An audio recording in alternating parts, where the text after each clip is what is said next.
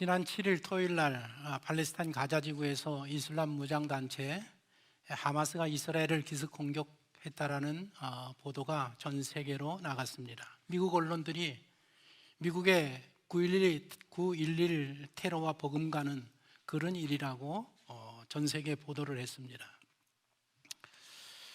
이 하마스가 이스라엘을 기습 공격한 날이 유대인들이 최대의 절기로 지키는 초막절 마지막 날이었었습니다. 축제의 날이었고 안식일 새벽을 맞이해서 대대적인 공격을 했습니다. 우리는 2주간 동안 예수님의 공생애를 살펴보면서 3년에 있었던 초막절 기간에 일어난 일들을 살펴보았는데, 그 초막절 기간, 지금 이 지키는 최대의 명절 마지막 날에 그들이 전쟁을 일으켰습니다. 우리가 2주간에 걸쳐서 살펴보았지만은 초막절 마지막 날 아침 번제 때 물의 전제를 드리는 그 순간에 예수님께서 외치셨다고 했습니다. 나는 영원히 목마르지 아니하는 생명수를 허락하는 그런 사람이다. 만민들에게 외쳤습니다. 초막절 마지막 저녁 불의 축제를 끝낸 다음 날 아침에 큰 성회로 모이는 그런 날에 이번에는 당신이 누구신가? 나는 어두운 세상을 밝히는 빛이라고 외치시면서 바로 당신이 성경에서 예언된 메시아이고 하나님의 아들임을 선포를 했습니다. 이에 유대인들이 예수님을 돌로 치려고 했습니다. 그런 위기 상황에서 예수님은 저들을 피해서 성전을 빠져나가셨습니다. 성전을 빠져나가서 그 길로 저 요단강을 건너서 이방인들이 살고 있는 베레아 지역, 그 지역으로 피하셔서 저기서 한 2-3개월 동안 조용하게 머무시면서 그 이방인들을 대상으로 하나님의 말씀을 전하고 계셨습니다. 그러다가 2-3개월 후에 12월 25일 수전절이라는 절기를 맞이해서 예수님께서 다시 위험을 무릅쓰고 예루살렘에 들어오십니다. 오늘 읽은 내용이 수전절에 있었던 이야기인데, 이 수전절이라는 절기는 유대의 7대 절기에 속하는 그런 절기는 아닙니다. 수전절은 주전 165년에 유다의 마카비라는 사람이 수리아의 왕 안티오코스 에피파네스에 의해서 더럽혀진 이 예루살렘 성전을 회복하고 다시 봉헌한 날을 기념하는 절기입니다. 이 에피파네스라는 이 사람이 아주 악한 사람인데, 이 사람이 전쟁을 끝내고 시리아로 돌아가는 길에 예루살렘에 들려가지고 성전 안에다 우상을 세우고 돼지를 잡아서 그 하나님 앞에서 드리는 그 제단에다가 돼지 피로 희생 제사를 드리고, 그 다음에 그 율법의 말씀을 지키고 할례를 지키고 신앙대로 말씀대로 사는 사람들을 무참히 죽인 사람이 바로 이 에피파네스입니다. 그 사람에 대항해서 마카비라는 이 가문이 일으켜가지고 전쟁을 해서 승리했단 말입니다. 승리해서 더러워진 예루살렘 성전을 다시 회복하고 봉헌한 날, 하나님 앞에 바친 날, 그래서 수전절이라고 합니다. 데디케이션이라는 영어를 써서 수전절이라고 부르고, 또는 히브리어로는 하누카라고 하는데, 이 수전절은 12월 25일부터 8일간 지키는 그런 축제입니다. 이 기간 동안엔 집집마다 작은 병에다가 깨끗한 기름을 담아서 불을 밝혔기 때문에 빛의 축제라고도 요 8일간 그렇게 불렀습니다. 탈무드에 보면 유대 전승들이 있는데, 유대 전승에 의하면 이 마카비가 전쟁에서 승리하고 이 마카비 혁명군들이 이제 성전에 다시 들어와서 더럽혀진 성전들을 다 하나님을 위해서 소재하고 청소하고 하나님 앞에 이제 그 헌신하는 예배들을 새롭게 시작을 합니다. 하나님의 성전에는 늘 그 기름병이 있어서, 촛대에 있어서 그 기름을 가지고 늘 하나님의 성전을 비춰야 되는데, 그런데 찾아보니까 창고에 작은 기름병 하나를 발견을 했습니다. 하나님 앞에 불 피우는 그 불은 아무 기름이나 쓸 수 없고 정말 이 제사장들이 특별히 하나님이 제시한 방법대로 만들어야 되는데 그렇게 만들어서 보관되어져 있는 기름 한 병을 발견을 하게 됩니다. 보니까 대제사장이 봉인하고 도장을 찍었는데 그것도 뜯기지 아니한 상태로 귀한 기름이 한 병이 있었습니다. 그런데 그 귀한 기름 한 병 가지고는 8일 동안 그것을 불 피울 수가 없지 않지 않습니까? 그런데 놀랍게도 그 기름을 부어서 이제 새로운 기름을 만들 때까지 그 8일 축제 기간 동안에 그 기름이 희한하게도 떨어지지 아니하고 계속해서 불이 타올랐다라는 것입니다. 수전절의 주된 의식이 무엇인가 하면 가정과 회당과 성전에서 이렇게 촛불을 밝히는 일입니다. 이제 초 하나를 준비해서 8개, 8일이기 때문에 8개의 초를 이렇게 준비하면 하루에 하나씩 붙여가면서 마지막에는 전체 9개의 촛불이 불을 밝히는 그런 절기가 바로 수전절입니다. 왜 8일을 지키느냐? 8일은 언제나 헌신을 의미합니다. 7일은 구별된다, 성별된다. 7일 동안은 성별되는 것이고 8일째는 여호와 앞에 거룩하게 되는 그런 날이라 말입니다. 그래서 유대인들은 8일 8일째에 할례를 행했습니다. 성전 제단도 7일 동안 성별을 한 다음에 8일째 거룩하게 되어서 초막절 7일간을 지키고 마지막 8일째에 하나님 앞에 모여서 거룩한 예배를 드린단 말입니다. 그게 이제 그들의 패턴입니다.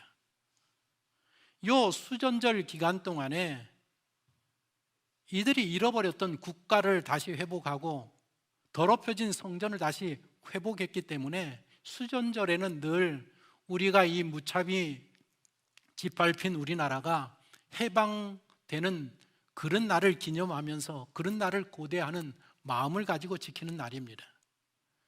예수님 시대에 이스라엘은 로마의 통치에 항쟁할 메시아를 찾고 있었습니다. 만일 메시아가 나타나면 우리 이 억압받는 유대 국가를 해방하고 다시는 더 이상 이방인들 압제 아래 살지 않게 할 것이다.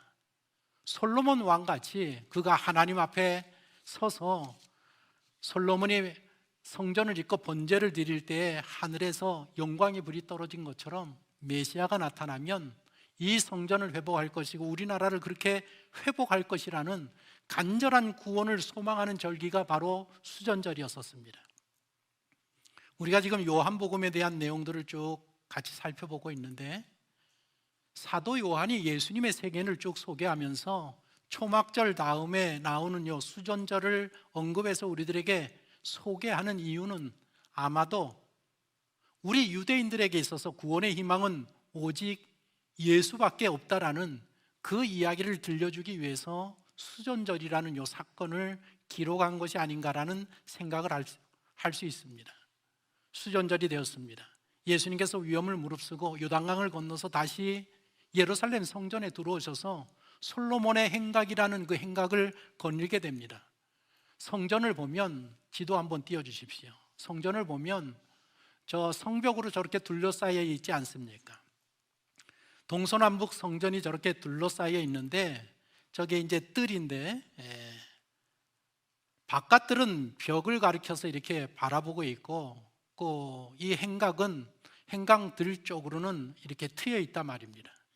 근데 저기 보면 동서남북을 보면 저쪽 바로 맞은편 보이는 솔로몬 행각이라고 기록된 그 동쪽에 솔로몬 행각이 남아 있었습니다. 행각이라는 것은 이렇게 비를 피할 수 있도록 지붕이 다 되어 있는 그런 곳입니다.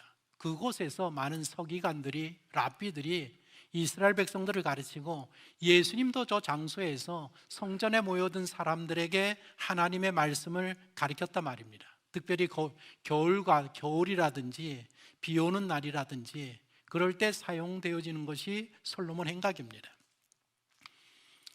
이 3개월 만에 나타난 예수님께서 저 솔로몬의 행각을 이렇게 걸어가고 계시는데 갑자기 유대인들이 와르르 나타나더니 가시는 예수님을 완전히 애워쌌습니다. 애워싸고 예수님을 다구치기 시작합니다. 오늘 본문 24절을 보십시오. 유대인들이 애워싸고 이르되 당신이 언제까지나 우리 마음을 의혹하게 하려 하나이까? 그리스도이면 밝히 말씀하소서 하니. 당신이 메시아가 맞다고 하면 확실히 우리들에게 말해 주십시오. 예수님을 완전히 둘러싸고 거의 협박하는 쪽으로 지금 묻고 있습니다. 유대인들은 메시아 하면 어떤 사고를 가졌는가 하면 지금 로마의 압제를 받고 있는데, 이 훌륭한 정치 지도자 메시아가 나타나면 정치적으로 이 저들과 싸워서 이 로마에서 우리를 벗어나게 할 것이다. 그리고 강력한 나라, 이 세상에서 가장 최고의 선진국으로 만들어줄 거라는 그런 기대와 그런 사상을 가지고 있었습니다. 그런데 예수님이 나타나셔서 행하시는 표적을 보니까 기적을 일으키고 오병이어의 기적의 역사를 일으키고 이런 것들을 보면 야, 이분이 메시아인가 보다라는 믿음이 갔는데, 예수님이 하시는 말씀, 가르치시는 말씀, 원수를 사랑해라, 이웃을 사랑해라, 이런 이야기를 하는 거 보니까 이게 메시아 같지도 않고, 어떻게 보면 메시아인 것 같기도 하고 어떻게 보면 이 메시아가 아닌 것 같기도 하고, 자기들의 기대에 너무 다르게 행동하기 때문에 실망하면서 의문점을 갖게 되었습니다. 그래서 예수님을 예수님으로 메시아로 인정할 수 없었단 말입니다. 그래서 지금 예수님을 완전히 둘러싸고 예수님에게 당신이 메시아라고 하면 분명히 우리들에게 확실하게 이 자리에서 이야기하십시오. 본문 25절에서 27절을 계속해서 보시면 예수님이 뭐라고 말씀하시는가 하면 이렇게 이야기하는 겁니다. 내가 너희에게 누누이 말했지만 너희가 나를 믿지 않는다. 내가 행하는 일들이 내가 메시아임을 증거하지 아니하느냐? 그런데 너희가 내 양이 아님으로 나를 믿지 아니하는도다. 내 양은 내 음성을 들으며 나를 따르느니라. 유대인들이 예수님을 메시아로 보지 못하는 두 가지가 이유가 있는데, 하나는 자신들이 기대하고 있던 메시아라는 그 생각, 그림과 예수님이 너무 달랐습니다. 또 하나는 예수님이 기적을 일으키시는데, 예수님이 기적을 일으키시는 이유가 무엇인가 하면 내가 하나님의 아들이고 내가 메시아고 내가 구세주이다라는 것을 그 기적을 통해서 보여주는데, 죽은 사람을 살리고 오병이어의 기적을 일으키고 안진뱅이를 일으키고 눈먼 자를 눈뜨게 하는 그런 것들을 통해서 내가 누구인지를 계속해서 말씀하는데, 이 유대인들은 기적에만 관심이 있었지 그 일어난 기적이 가르치는 궁극적인 의미를 깨닫지 못했단 말입니다. 예수님의 이 말씀을 보니까 바리새인들, 서기관들, 종교 지도자들이 예수님의 양떼가 아님이 판명이 되었습니다. 어떻게 판명이 되었습니까? 저들은 예수님의 음성을 듣지 않습니다. 예수님을 따르지도 않습니다. 예수님을 믿지도 않습니다. 예수님의 양들은 예수님의 음성을 알아듣고 따르고 믿는다고 했단 말입니다. 그런데 저들은 전혀 그렇지 않았습니다. 팔레스타인 아랍의 목자들이 그들의 양을 아는 것으로 굉장히 유명하다고 합니다. 성지순례 갔다 오신 분들은 다 동일하게 이제 이야기하는 내용들인데, 목자들이 일반적으로 길이가 한 120에서 150m짜리 나무 지팡이를 가지고 다니면서 이제 방어의 무기로 사용하고, 다윗이 사용했던 그 물매 돌리는 그런 기술에 아주 능숙하다고, 오늘날도 능숙하다고 합니다. 1980년대 후반에 8일 전에도 지금 전쟁이 일어났지만 늘 팔레스타인 지역에서는 계속해서 이스라엘과 팔레스타인 사람들과 계속해서 분란이 일어납니다. 팔레스타인 사람들은 구약 성경의 블레셋 사람들입니다. 그들의 후예입니다. 1980년대 후반에 이 팔레스타인 사람들이 세금을 내지 않아서 이스라엘 군대가 이제 한 마을을 벌주기 위해서 완전히 이제 포로로 사로잡았다고 합니다. 그래서 이스라엘 군대의 지휘관이 그 마을의 모든 짐승들을 다 모아가지고 가시철조망으로 만든 그런 우리에다가 다 넣어놓고 이제 이들에게 세금을 내지 않은 문제를 가지고 압박을 했단 말입니다. 그런데 며칠 후에 한 아랍 여인이 남편이 죽었습니다. 남편이 죽어서 먹기 살기 이제 어려우니까 자기들의 가축을 가져가야 되는데 이 가축을 이제 달라고 요청하기 위해서 이 군 지휘관을 찾아갔다라는 겁니다. 그러면서 내 남편이 죽었습니다. 그리고 내가 가지고 있는 이 양들, 짐승들이 내 유일한 생계 수단이기 때문에 저에게 돌려주셔야 되겠습니다. 그래서 저를 좀 그것을 돌려주실 수 있겠습니까? 그랬더니 그 이스라엘 군 지휘관이 그녀를 데리고 가서 그 우리에 데려가면서, 봐라, 여기 이 동네에 있는 모든 양들, 모든 짐승들이 이 우리 안에 다 있다. 그런데 이 많은 우리 가운데 내가 어떻게 너의 양을 이 따로 구분해서 주겠느냐? 이거는 불가능한 일이다. 그랬더니 그 여인이, 만일 제가 내 가축을 가려내면 그것을 저에게 주실 수 있겠습니까? 그래? 그럼 내가 줄 수 있지. 그래서 병사에게 문을 열어주어라. 그 문을 열었답니다. 그랬더니 그 집에 어머니의 양을 키우는 아들이 피리를 꺼내들더니, 작은 피리를 꺼내들더니 피리를 연주하니까 그 많은 양들이 모여있는 그 양들 중에서 이 집의 양들이 아들의 피리 소리를 듣고 머리를 숙이고 있다가 머리를 여기저기서 이렇게 머리를 들더니 피리 소리에 따라서 25마리의 그 집 양이 따라 나왔다라는 것입니다. 그래서 그 피리를 불면서 25마리의 양을 자기 집으로 가져갔다라는 그런 이야기가 전해지고 있습니다. 내 양은 내 음성을 듣고 나를 따른다. 그리고 나는 내 양을 알고 내 양에게 영생을 주고 그 누구도 내 양을 나와 내 아버지의 손에서 빼앗을 수 없느니라. 그 말씀을 하시면서 마지막에 무슨 말씀을 하시는가 하면, 나와 아버지는 하나이니라. 무슨 말씀입니까? 내가 메시아고 내가 하나님이라는 그런 뜻입니다. 유대인들의 질문에 당신이 메시아면 분명히 이야기하십시오. 거기에 대해서 나와 아버지는 하나이니라, 이 말씀을 통해서 돌려서 이야기했지만 내가 메시아다, 그렇게 답을 했단 말입니다. 그런데 그 메시아라는 그 말 속에 내가 곧 하나님이다, 내가 곧 하나님의 아들이라, 이 말을 듣게 된 유대인들이 분노하면서 그 자리에서 돌을 들어서 예수님을 치려고 했습니다. 지금 이 기간은 헤롯 대왕이 예루살렘 성전을 계속해서 건축해 나가고 있는, 거의 80년에 걸쳐서 이 예루살렘 성전을 완공을 했습니다. 그렇기 때문에 여기저기서 돌들이 막 굴러다녔을 텐데, 그 행각에서 유대인들이 돌을 들어서 하나님을 모독한다고 예수님을 돌로 치려 했단 말입니다. 그때 예수님께서 그 유대인들에게 묻습니다. 32절을 보십시오. 내가 아버지의 권능을 힘입어서 선한 일을 많이 하여 너희에게 보여주었는데 그 가운데서 어떤 일로 나를 돌로 치려고 하느냐? 유대인들이 대답합니다. 33절 세번역으로 제가 올렸습니다. 한번 같이 읽어보겠습니까? 유대 사람들이 대답하였다. 우리가 당신을 돌로 치려고 하는 것은 당신이 선한 일을 하였기 때문이 아니라 하나님을 모독하였기 때문이요, 당신은 사람이면서.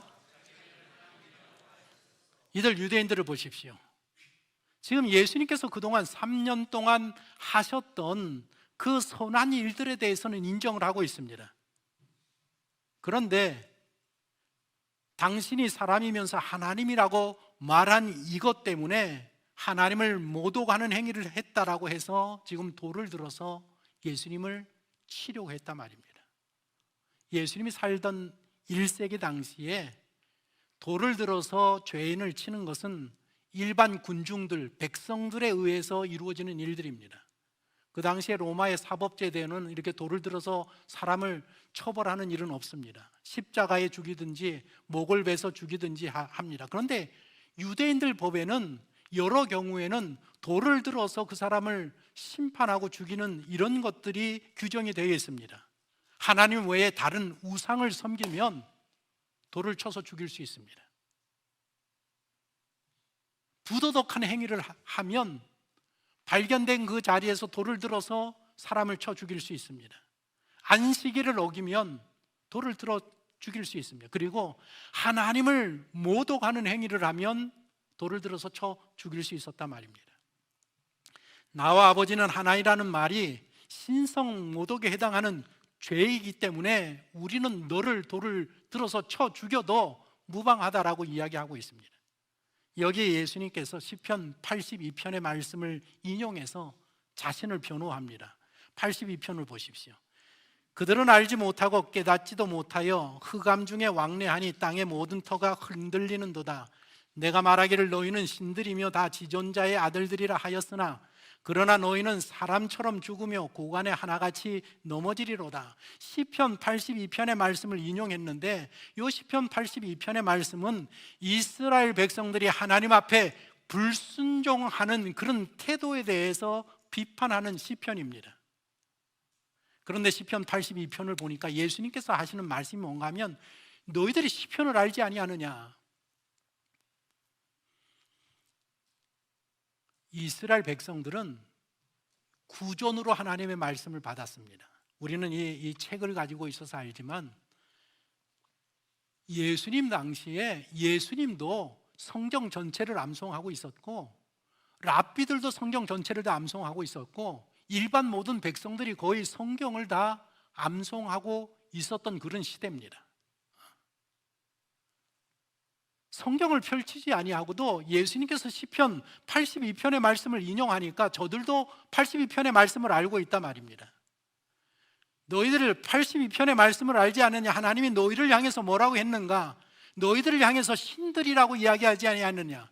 우리 백성을 향하여서 지존자의 아들이라고 하나님의 아들들이라고 하나님 말씀하지 아니하느냐? 출애굽기 4장을 봐도 거기에 뭐라고 했는가 하면 모세를 불러서 가서 바로에게서 내 백성을 구원하라 보내면서 무슨 말씀을 하는가 하면 이런 이야기를 합니다. 제가 읽어드립니다. 너는 바로에게 이르기를 여호와의 말씀에 이스라엘은 내 아들 내 장자라. 내가 내게 이르기를 내 아들을 보내주어 나를 섬기게 하여도 내가 보내주기를 거절하니 내가 내 아들 내 장자를 죽이리라 하였다 하라 하시니라. 여기서도 보면 이스라엘 백성들이 이게 사람인데 내 아들들이라, 하나님의 아들들이라, 지존자의 아들들이라 그렇게 이야기한단 말입니다. 하나님은 이스라엘 백성들을 향하여서 우리를 향하여서 내 아들, 하나님의 아들, 신의 아들이라고 그렇게 표현했단 말입니다. 이 구절을 언급하면서 하나님이 우리를 신들이라고 이야기하지 않느냐?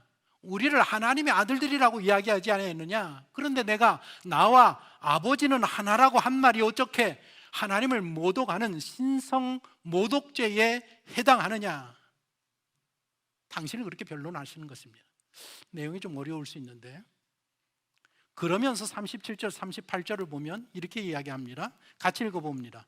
만일 내가 내 아버지의 일을 행하지 아니하거든 나를 믿지 말려니와 내가 행하거든 나를 믿지 아니할지라도 그 일은 믿으라. 그러면 너희가 아버지께서 내 안에 계시고 있음을 깨달아 알리라 하시니, 여기 37절에서 내 아버지의 일을 나를 믿지 않아도 내가 내 아버지의 일을 하는 것을 보면서 나를 믿으라고 이야기하는데 내 아버지의 일이 무엇인가 하면 예수님께서 당신의 희생을 통해서 구원하시는 구원 사역을 말하는 의미입니다. 그리고 38절에서 그 일을 믿으라. 그 일이 무엇인가 하면 예수님께서 행하시는 구원 사역을 믿으라는 그런 뜻입니다. 예수님은 이처럼 당신이 행하시는 일을 통해서 당신이 누구신가를 알 수 있다라고 이야기한단 말입니다. 우리가 예수님이 하신 일, 십자가에서 달려 돌아가신 그 일을 믿으면 그분이 하나님의 아들이고 우리의 구세주가 됨을 깨닫게 된다라는 것입니다. 지난주에도 미국에서 저하고 같이 유학간 공부한 우리 친구 목사님, 미국에서 지금 목회를 하고 있습니다. 이제 세미나가 있어서 2주 나왔다가 저한테 이제 연락이 와서 잠깐 만나는 시간이 있었습니다. 그래서 그저께 출국을 했는데 이런 이야기 저런 이야기를 쭉 하면서 이번에 와가지고 있었던 일을 저한테 소개를 했습니다. 강남에서 신앙생활 하시는 성도님 한 분이, 여자 성도님 한 분이 전화가 와서 상담을 부탁해서 만났답니다. 그런데 이분은 중년의 주부인데 자녀들 둘을 거느리고 남편이 있고 신앙생활을 얼마나 잘하는 그리스도인인지 모릅니다. 부족할 게 하나도 없습니다. 강남에 삽니다. 부족할 게 하나도 없습니다.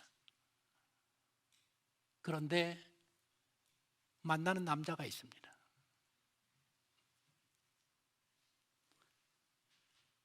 그리스도인이기 때문에, 영원히 구원받았기 때문에 자기가 잘못한다는 것에 대해서 양심의 가책이 있단 말입니다. 그래서 목사님하고 친하니까 만나서 자기의 이야기를 하면서 이제 이야기하는 겁니다. 그러면서 자기의 변명이 무엇인가 하면, 목사님, 어차피 우리는 예수님의 대속의 은혜로 죄 용서함을 받은 사람 아닙니까? 그리고 우리를 구원해 주시지 않았습니까? 우리가 어떤 죄를 지어도 다 용서하시고 구원하실 거 아닙니까? 그래서 목사님이 뭐라고 말씀했는가 하면, 지금 그 논리는 내가 어떤 예수님께서 나를 대속해 주시고 나를 구원해 주시고 이름을 생명책에 기록해 놓았기 때문에 내가 어떤 죄를 지어도 주님이 다 용서하신다라는 이런 논리, 이런 교리는 저기 저 구원파 이단이 주장하는 교리입니다. 그건 잘못된 신앙이고 잘못된 말씀입니다. 거기까지만 들었습니다. 이게 뭐 지금 우리들에게서 일어나는 일입니다. 혹시 우리 교회에서도 그런 사람이 있을지도 모르겠습니다. 예수님께서 마태복음 산상수훈 7장에서 뭐라고 말씀하셨는가 하면 이런 말씀했습니다. 좋은 나무가 나쁜 열매를 맺을 수도 없고 못된 나무가 아름다운 열매를 맺을 수 없느니라. 이러므로 어떻게 한다고요? 그들의 열매로 그들을 알리라. 예수님의 충분한 변론, 가르침을 받은 사람, 이 유대인들에게서 나타나는 열매가 뭔가 하면 39절에 보면 그들이 다시 예수를 잡고자 하였으나 그 손에서 벗어나 나가시니라. 유대인들에게서 나타나는 열매를 보십시오. 예수님께서 이 땅에 오셔서 3년 6개월 동안, 꼬박 3년 6개월 동안 유대인들을 향해서 쉼없이 하나님의 복음의 말씀을 전했습니다. 그랬는데 그들에게서 나타난 열매가 뭔가 하면 결국에는 돌을 들어서 예수님을 죽이려고 했고 마지막에는 그들이 예수님을 십자가에 못 박아 죽였습니다. 지금 예수님이 내가 메시아다, 시편 62편의 말씀을 가지고 변론하면서 나를 믿지 않아도 내가 행하는 일을 너희들이 보면 내가 메시아임을 깨달을 수 있고 나를 믿을 수 있는 거 아니야. 그러나 그들은 예수님의 말씀도 예수님이 행하는 선한 일을 보고도 예수님을 믿지 않았습니다. 죽이려 했단 말입니다. 그래서 40절을 보면 예수님께서 저들을 피해서 다시 요단강 저편, 아까 지도에서 보셨듯이 요단강 저편으로 건너가셔서 베레아라는 지역으로 다시 돌아가셨단 말입니다. 그곳에서 거하시니까 많은 사람들이 예수님이 거하시는 곳으로 찾아와서 예수님의 말씀을 믿고 믿었다고 했습니다. 예루살렘은 이스라엘의 수도입니다. 핵심적인 도시입니다. 모든 내노라는 신앙인들이 다 모여 사는 곳입니다. 요단강 저편이 베레아라는 지역은 이방 사람들이 사는 지역입니다. 하나님을 알지 못하는 사람들이 모여 사는 지역이란 말입니다.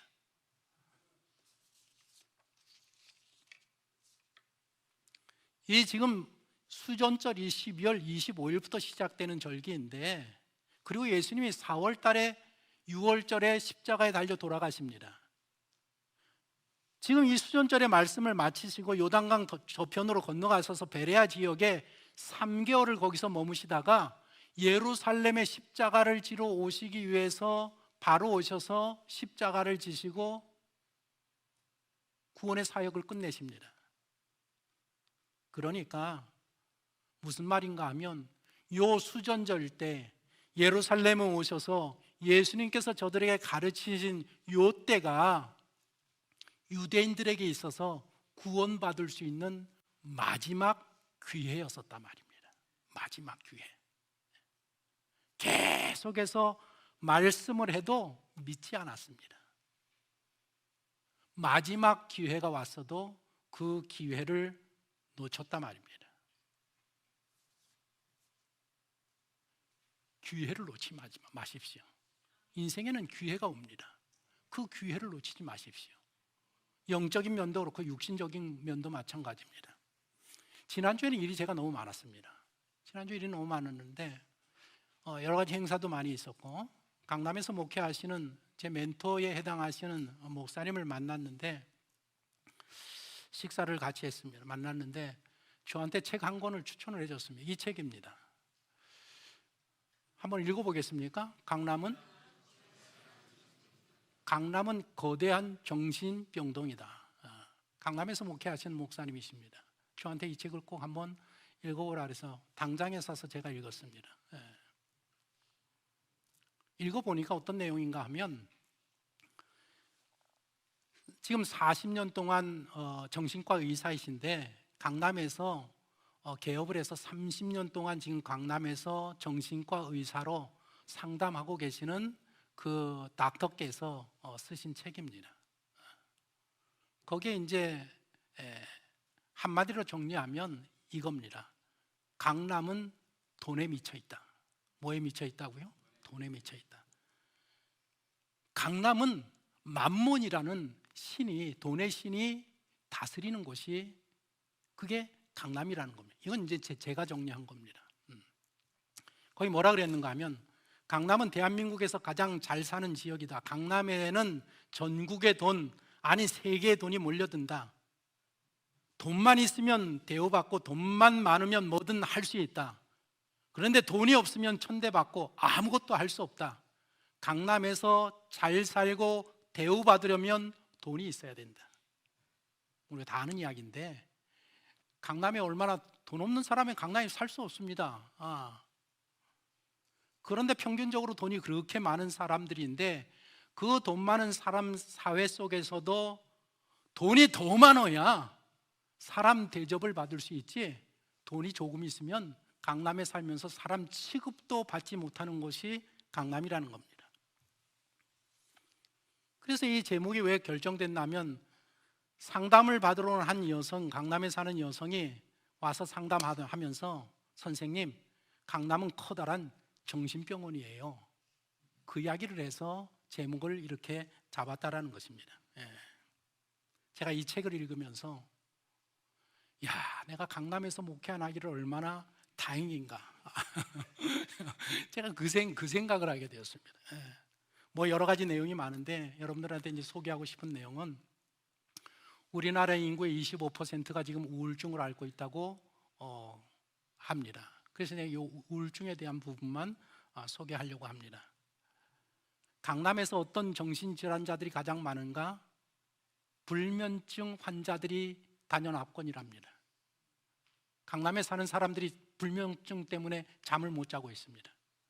그런데 의학계에서는 이 불면증을 정신질환으로 분류하고 있습니다.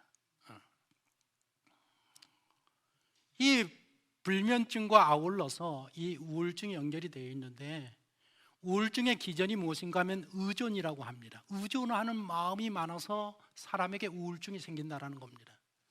동물의 세계를 보면, 동물의 세계에서는 누구를 의존한다는 게 통하지 않는 세계고, 그런데 인간의 세계는 의존이라는 것이 통한다 말입니다. 서로 의지하고 협동하면서, 그래서 인간은 만물의 영장이 되었기 때문에 의존이라는 것이 이게 통한다 말입니다. 동물의 세계에서는 통하지 않는 이 의존이 인간 세계에서는 왜 통하느냐? 그건 인간은 감사함을 알기 때문이라고 이 선생님이 그렇게 말씀을 했습니다. 인간은 유일하게 자기가 받은 사랑보다 더한 사랑으로 갚는다. 짐승들은 이런 것, 짐승 동물의 세계는 이런 게 있을 수 없단 말입니다. 감사라는 게 있을 수 없고 자기가 받은 사랑에 더 큰 사랑으로 갚을 수 있는 그런 존재들이 아니라 말입니다.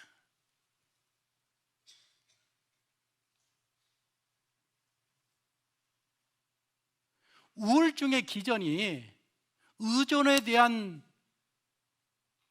극복이 감사에 있다. 그러니까 우울증이 생기는 게 누군가를 심하게 의존하려고 하는 그런 데서부터 시작이 되는데, 다른 사람을 의존하려고 하는, 다른 것들을 의존하려고 하는 그런 극복이 어떻게만 가능하느냐?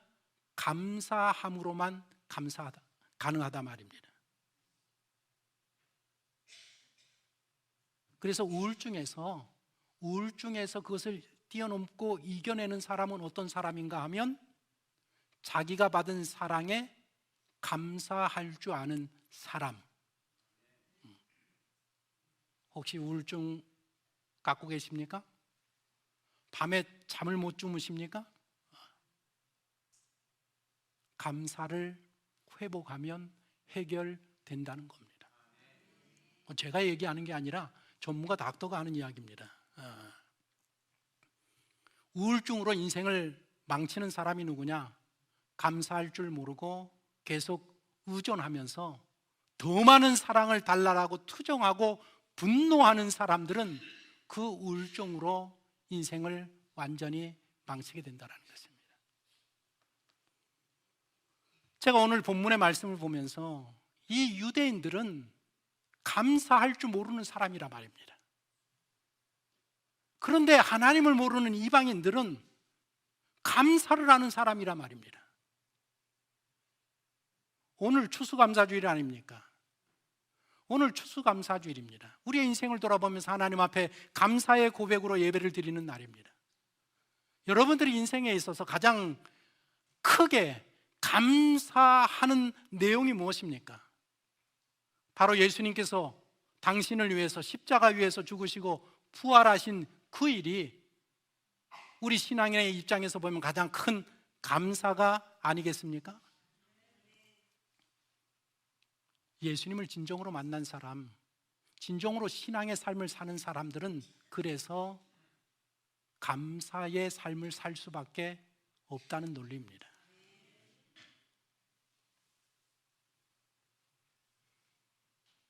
여러분들은 사셔야 합니다. 살아남으셔야 합니다. 승리하셔야 됩니다. 그 비결이 어디에 있느냐? 어디에 있다고? 감사에 있단 말입니다. 감사에. 오늘부터 하나님 감사합니다. 아침에 일어나서 눈 떠서 가장 먼저 따라 하시겠어요? 하나님 감사합니다. 하나님 감사합니다. 하나님 감사합니다. 하루를 시작하면서 하나님 감사합니다. 하루를 마무리하면서 하나님 감사하는 사람은 여러분들의 인생을 회복하고 여러분들의 인생을 하나님이 원하시는 아름다운 삶으로, 여러분들의 가정을 아름다운 가정으로, 우리들의 교회를 아름다운 교회로 세워가게 될 줄로 믿습니다.